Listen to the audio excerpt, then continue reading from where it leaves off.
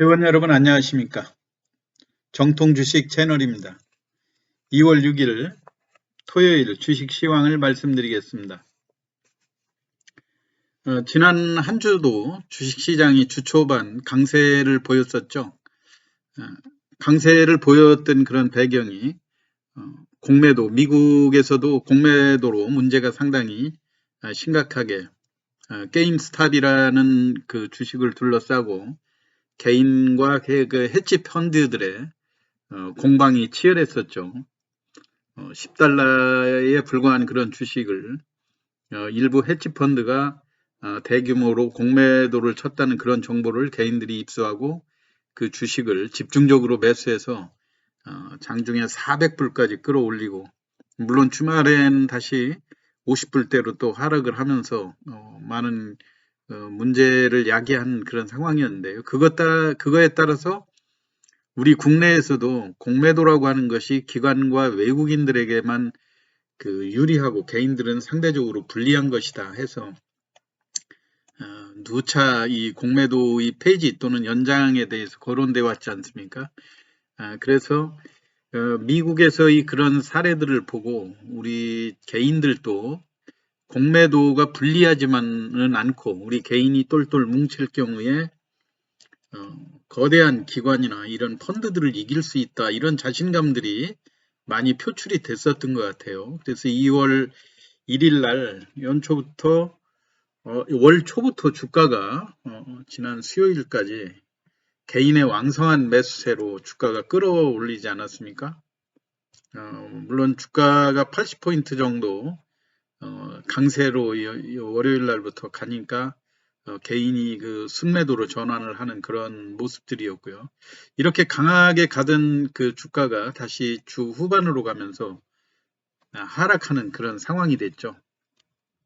이건 뭐냐면 조기에 금융 당국에서 이 공매도 논쟁을 더 이상 끌고 가서는 안 되겠다, 이런 문제가 됐는지 이제 확정적으로 다음 달 5월 3일부터 월요일부터 공매도를 코스피 200 종목, 그 다음에 코스닥은 150 종목.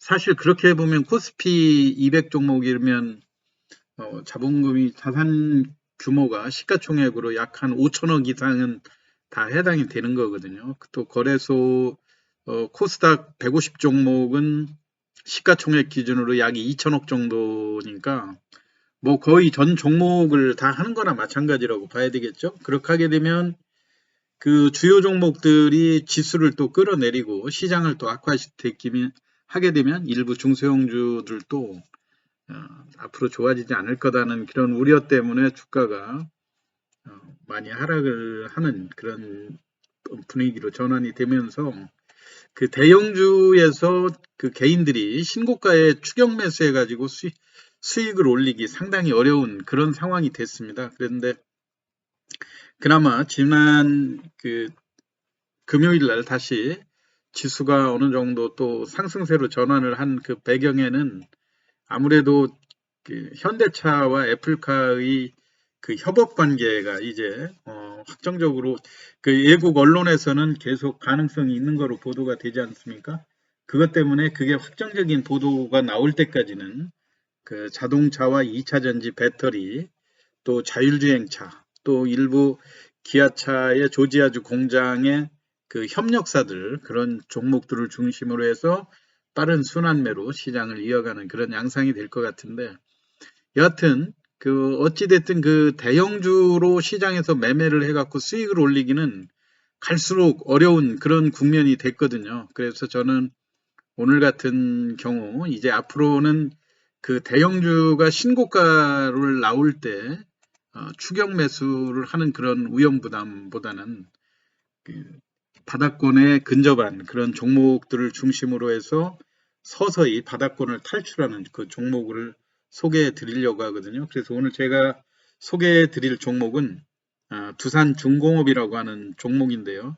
이 두산중공업에 대해서 오늘 설명을 드리고자 합니다. 두산중공업에 대해서는 지난해 그 구조조정 과정을 많이 그 언론에도 많이 보도가 됐는데요.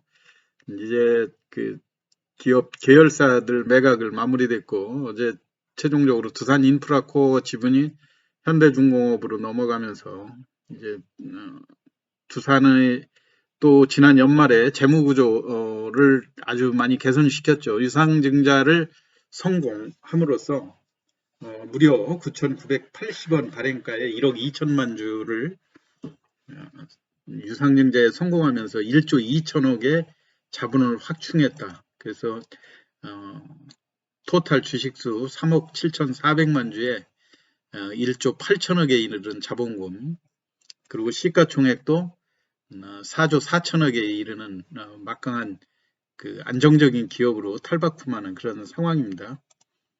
우리가 그 두산중공업은 과거부터 원자력 쪽에 아주 그 노하우가 있고 한 기업이었는데 정부의 탈원전 정책으로 수익성이 많이 악화되면서 이제는 풍력과 태양광, 수소에너지 등 그린 에너지 정책으로 전환하면서 다시 제2의 기업 신화를 꿈꾸고 있는 그런 기업인데요. 지난 2월 5일 금요일 날 전남 신안군에서 세계 최대의 해상 풍력단지 협약식이 있었죠.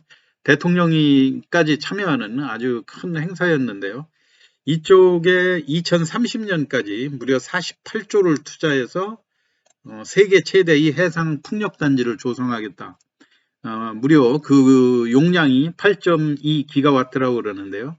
기존 영국의 그 1.2, 지금 풍력 최고의 큰 단지가 영국의 1.12 기가와트라고 하는데요. 그것보다도 무려 7배 규모고 한국형 신형 원전 6기의 발전량에 해당하는 엄청난 규모라고 합니다. 많은 일자리 창출도 기대되고요.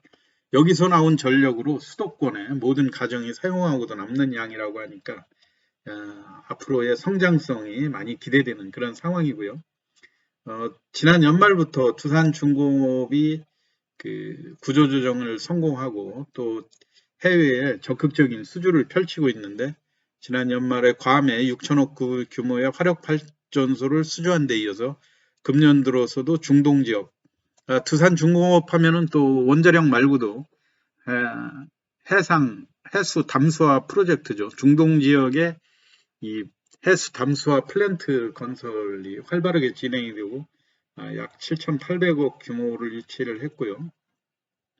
중동 지역에서는 2025년까지도 약 28억 규모, 28억 불 규모, 약 3조 원에 해당되는 그런 금액이죠. 해수 담수화 그런 그 프로젝트가 진행 중에 있다고 함으로써 향후 두산중공업의 그 영업 발전 가능성이 얼마나 큰지를 짐작할 수 있는 상황이고요. 무엇보다도 주가도 최근에 유상증자 이전에 기업 그 정상화 과정에서 작년에 17,700원까지 주가가 상승했었는데요.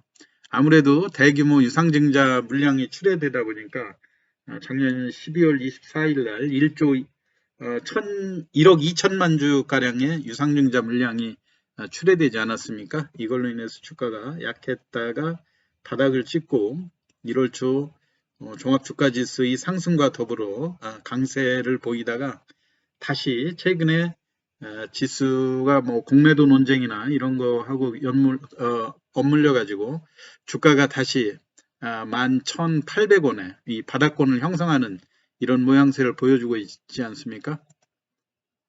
대부분이 그 유상증자 대규모로 한 그 주식들 과거 경험 사례로 보면 그 유상증자 물량의 가격에 근접하는 10% 선이 바닥권이 되는 경우가 무지 많거든요. 그래서 이 두산중공업도 9,980원 유상증자 물량을 대략 그 한 10% 정도로 볼 때 11,800원, 11,500원 요 원저리가 장기적으로 바닥권이라고 하는 그 모양을 차트에서 보여주고 있지 않습니까? 그리고 최근에 일부 고가 대형주들 뭐 전기차 배터리라든가 자동차 또 그 자율주행차 2차 전지 배터리 뭐 해서 주가가 상당히 많이 그 고가화돼 있지 않습니까? 그렇기 때문에 매수의 그 부담을 느낀 일부 개인 투자자들이 다시 제2의 대안처로 주가가 상승하지 않은 바닥권을 형성하고 있는 이 중대형주로 옮겨가고 있다는 이런 측면에서 볼 때 앞으로 다음 주 이후 아무래도 그 설을 앞두고 종합주가지수도 조정을 보일 그런 가능성이 있고요. 그 다음에 이제 그 해외에서 애플카와 현대차와의 협업 관계에 대해서 아주 긍정적인 뉴스들이 많이 나오고 있지만은 그런 것들이 최종적으로 보도됐을 때 이제 웬만하면 대형주들의 기존 재료들이 많이 소멸되는 그런 가능성이 높은 상황이거든요. 그렇기 때문에 자연스럽게 매기가 많이 오르지 않은 그 위험 부담이 적은 중가 대형주 쪽으로 이전할 가능성을 대비해서 오늘 두산중공업이라고 하는 종목을 소개시켜 드렸으니까요. 다음 주 거래량의 변화라든가 주가의 상승 그 여부를 주시하시면서 매매에 참여하시면 좋은 투자 수익을 거두실 수 있지 않을까 해서 오늘 소개를 드렸습니다.